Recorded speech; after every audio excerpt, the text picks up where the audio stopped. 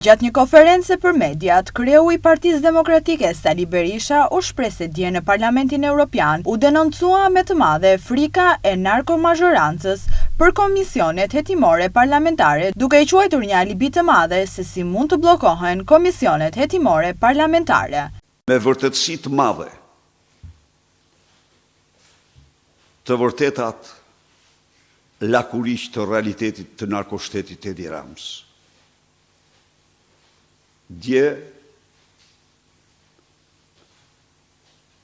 në seancën kushtuar Shqipërisë, në periudhën parazgjedhore, eksepcion në llojin e vet, nofta e pa zhvilluar ndonjëherë parazgjedhje për ndonjë vend. Por me vullnetin më të mirë që shqiptarët votojnë të lirë. Pati debate të gjëra,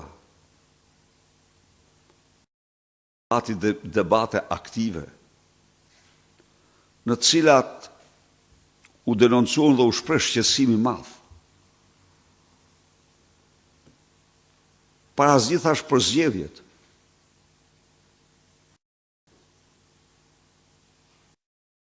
Shpreh shqetësimi më i madh për industrinë e blerjes votës të Edi Ramës. U shpreh shqetësimi më i madh dhe u denoncuan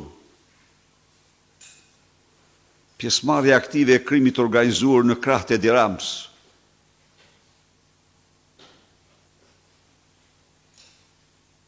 U denoncua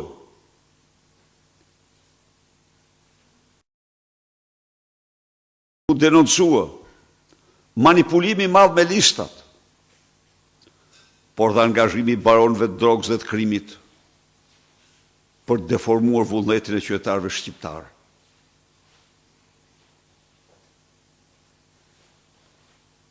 Seanca e djeshme është historike. Është historike. Edi Rama mund ta censurojë këtu me mediat e tij të mëdha, po ajo rezonon fuqishëm në Europë dhe në botë. Në këtë seancë, parlamentarët qëndruan fuqishëm në anën e qytetarëve shqiptar që kanë humur të drejtë një procesi të duhur ligjor. Shqipërisë ju kërkuaj që të mos kërcënojë opozitën, të respektojë rregullat. Shqipëria ishte dje vendi i vetëm në Europë që ka një proces politik 3 lider të opozitës, me qëllimin e vetëm që Edi Rama të mund të marrë një mandat të 4 mbi krimin.